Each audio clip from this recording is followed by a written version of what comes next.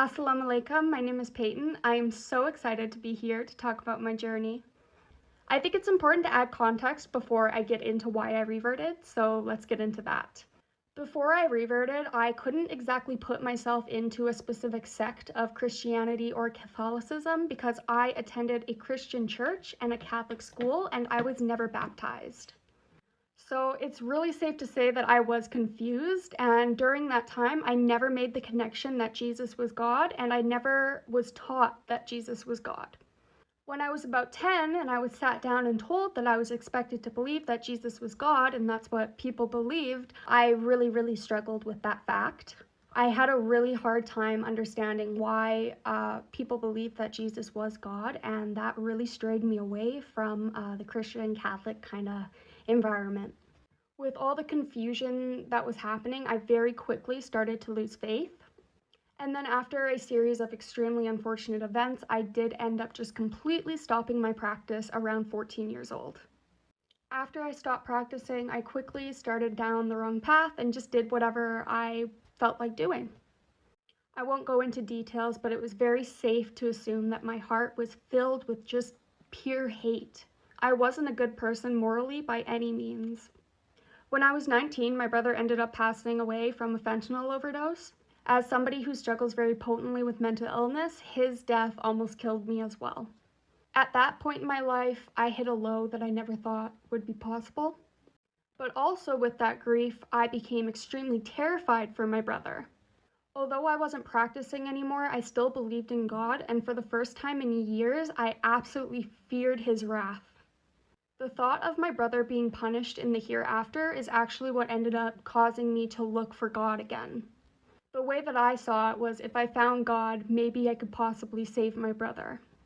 I obviously started by looking back into Christianity and Catholicism, and then I went and looked into Judaism. The reason that I waited so long to look into Islam is because I didn't know that Islam was Abrahamic, and I believed in God, I believed in the prophets.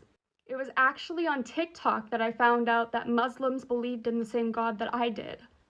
I started researching, and after realizing that my views aligned very well with Islam in terms of the Prophet and beliefs, it was very easy for me to start my conversion.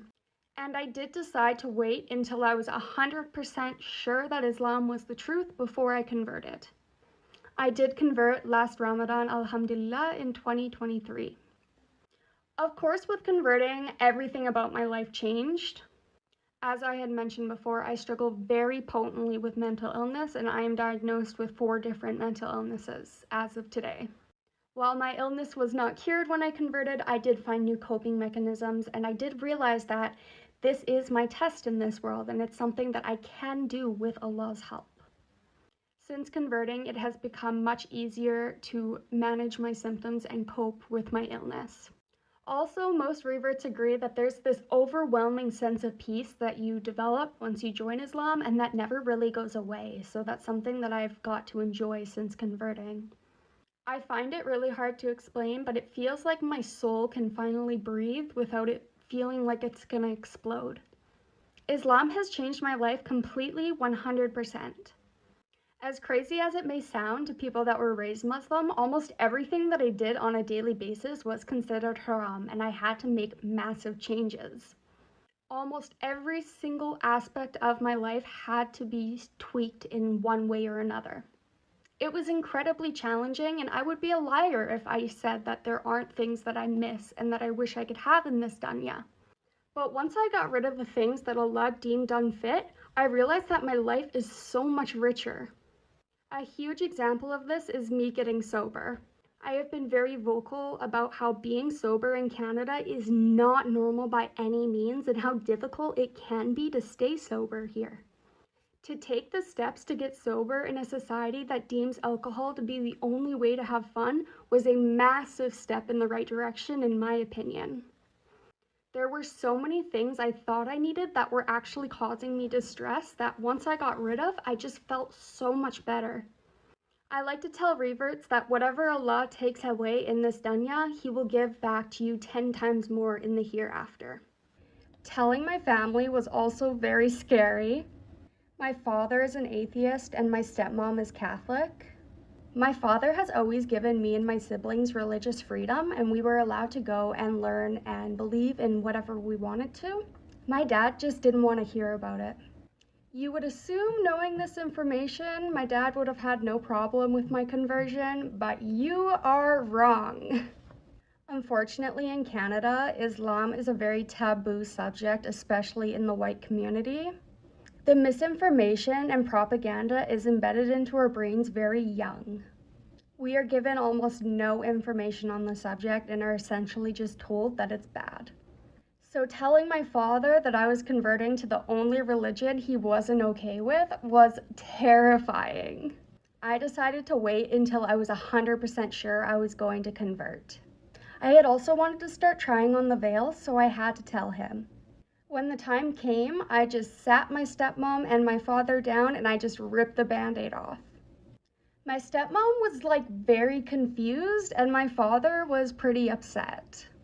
You gotta understand that they were scared for me and they were wondering why I was putting myself in danger.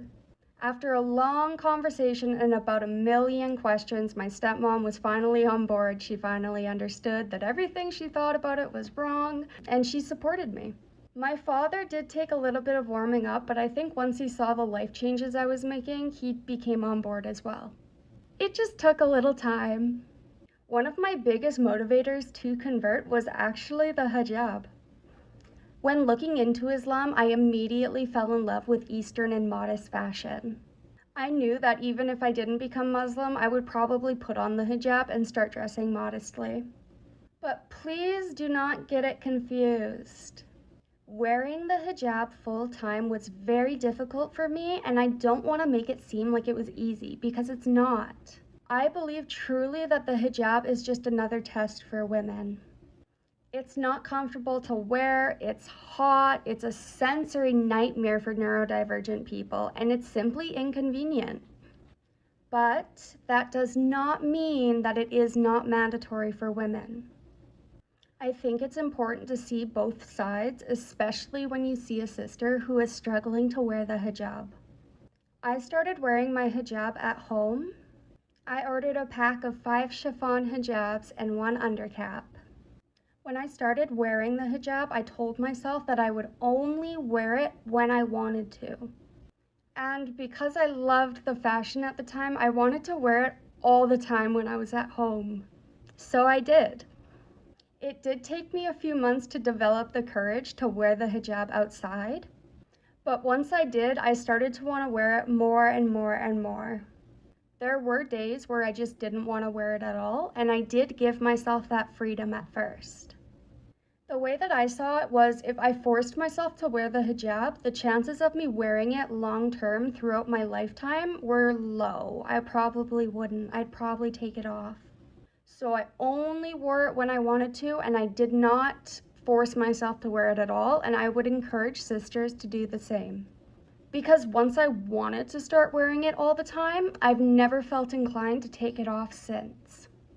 Because I gave myself the time to fall in love with a hijab, I now found all the styles that I enjoy, and I no longer feel like it's the societal expectation. I know why I wear it, and I love to wear it. I kind of treated it like riding a bike. If you are a sister and struggling to wear your hijab, don't listen to anybody's criticism, just listen to Allah. Listen to your heart and wear it just when you want to at first, only when you feel like it. I promise you, if you're patient with yourself, you will fall in love with the hijab the same way that I did. That is my story. It's a little bit bittersweet, but I couldn't be happier where I am today. Thank you guys so much for listening to my story. It means so much knowing that people are interested in everything that I've been through and what I have to say. Assalamu alaikum. I hope that you have a wonderful, wonderful week.